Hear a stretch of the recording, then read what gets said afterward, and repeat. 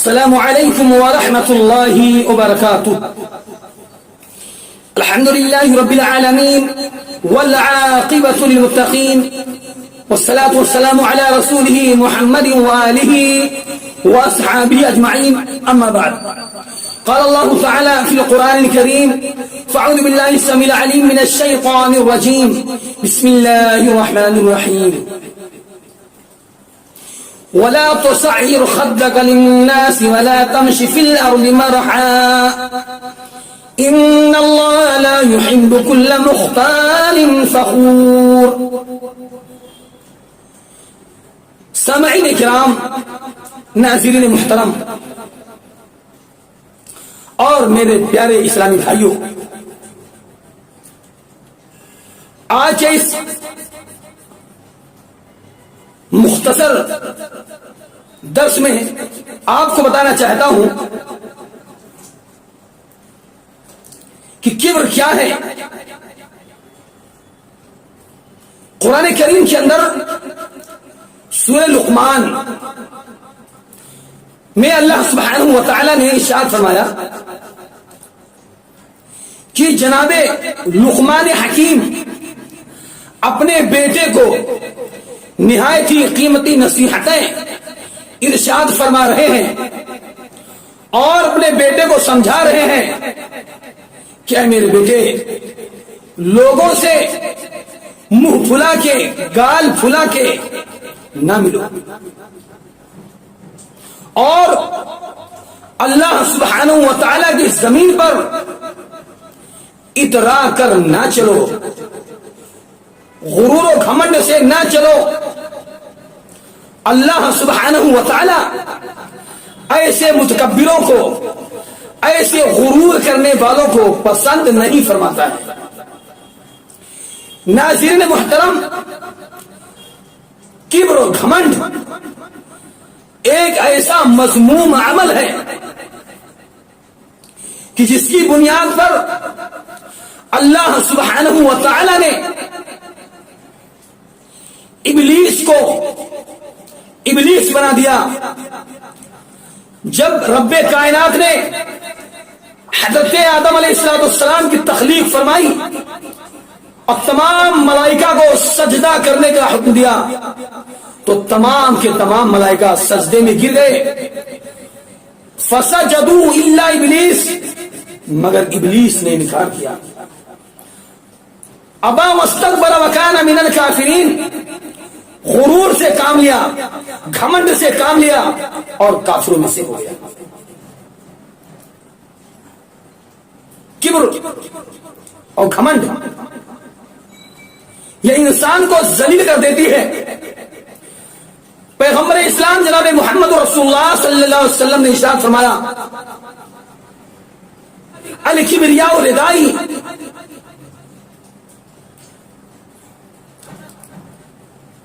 کہ کبر یہ اللہ سبحانہ و تعالی کی چادر ہے. عزت اللہ سبحانہ و تعالی کی ازار ہے. جو بھی شخص دنیا کے اندر اللہ سبحانہ و تعالی کے کبر کو، اس کی چادر کو چھیننا چاہے گا، اللہ تبارک و تعالی اس کو ذلیل اور رسوا کر دیتا ہے. اس کائنات کے اندر جتنے بھی انبیاء اور رسول آئے، ان کی قومیں جانتی تھیں کہ یہ رسول برحق ہیں، اللہ کے بھیجے ہوئے انبیاء اور رسول ہیں، وہ جانتے تھے. مگر اس کے باوجود قبول حق سے اعراض کرتے تھے، محض کبر کی وجہ سے، گھمنڈ کی وجہ سے. ابو جہل، ابو لہب، ولید بن مغیرہ اور ایسے سرغنہ لوگ مکے میں جانتے تھے کہ محمد رسول اللہ صلی اللہ علیہ وسلم اللہ کے بھیجے ہوئے نبی اور رسول ہیں. اس کے باوجود ان لوگوں نے انکار کیا، کبر کی بنیاد پر، گھمنڈ کی بنیاد پر. تو اللہ تبارک و تعالی نے انہیں رسوا کیا، ذلیل کیا.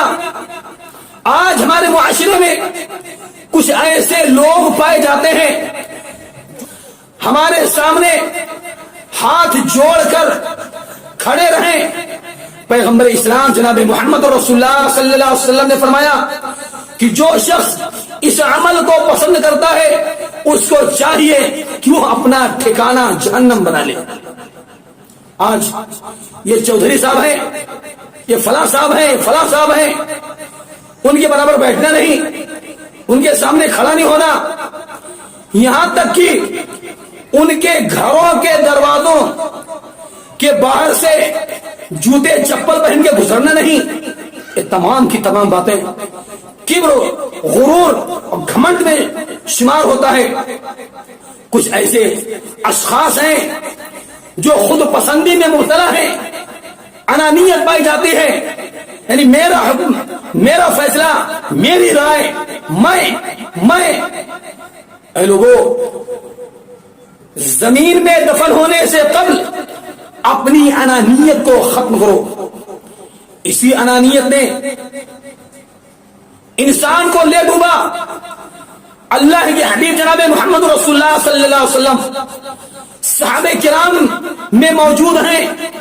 آپ صلی اللہ علیہ وسلم نے ارشاد فرمایا کیا لوگوں, 1000 سال قبل ایک شخص کو اللہ سبحانہ و تعالی نے روئے زمین میں دھسا دیا اور قیامت تک وہ دھستا چلا جائے گا, اس لیے کہ وہ اس کے اندر کبر پائی جاتی تھی, گھمنڈ پایا جاتا تھا.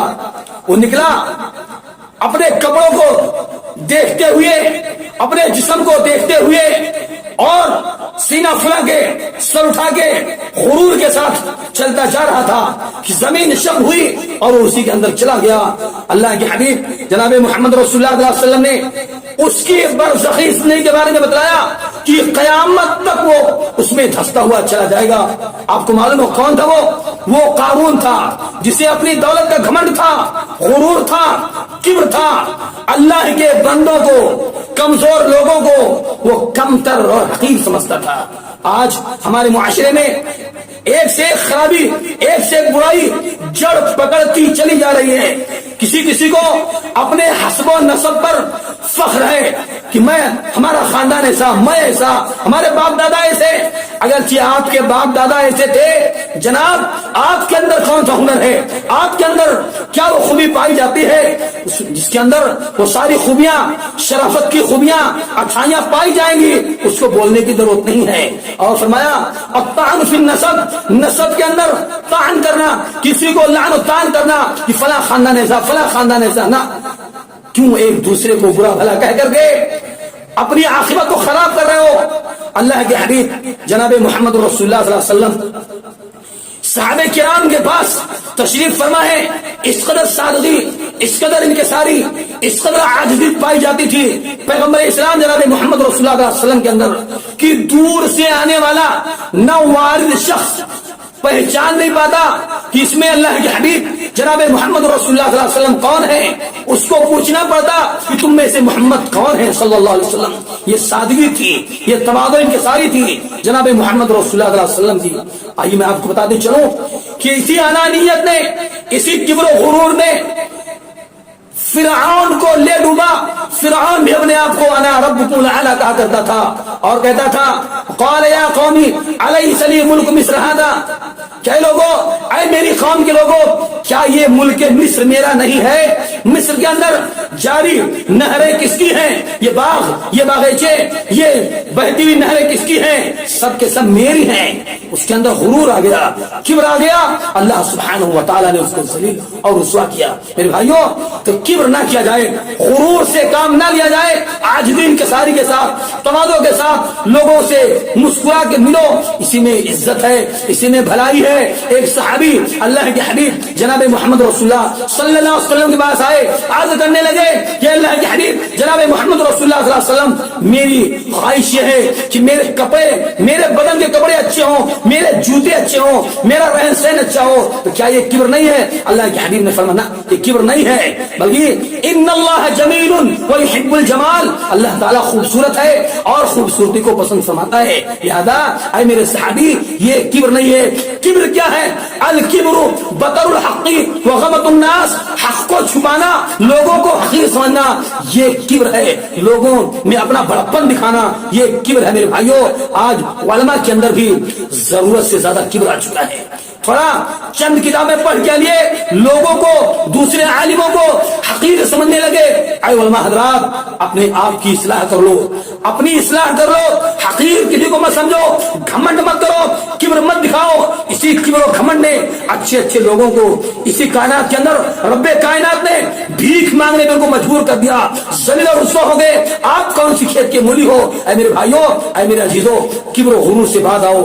اور یہ عمل ایسا مذموم عمل ہے کہ جس بندے کے اندر, جس شخص کے اندر ذرہ برابر کبر پائی جائے گی, وہ جو ہے جنت کے اندر داخل نہیں ہو پائے گا. لہذا کبر سے بچو, گھمنڈ سے بچو, غرور سے بچو. اللہ کی حبیب جناب محمد رسول اللہ صلی اللہ علیہ وسلم ایک شخص کو تلقین کر رہے ہیں کہ بھائی آپ داہنے ہاتھ سے کھانا کھائیں. چنانچہ اس نے کہا کہ مجھے داہنے ہاتھ سے کھانا کھانے کی طاقت نہیں ہے, میں داہنے ہاتھ سے کھانا نہیں کھا سکتا. اللہ کے حبیب جناب محمد رسول اللہ صلی اللہ علیہ وسلم نے فرمایا, اچھا ایسی بات ہے تو ٹھیک ہے, تم پھر داہنے ہاتھ سے کھانا کھانے کی طاقت نہیں رکھ پاؤ گے.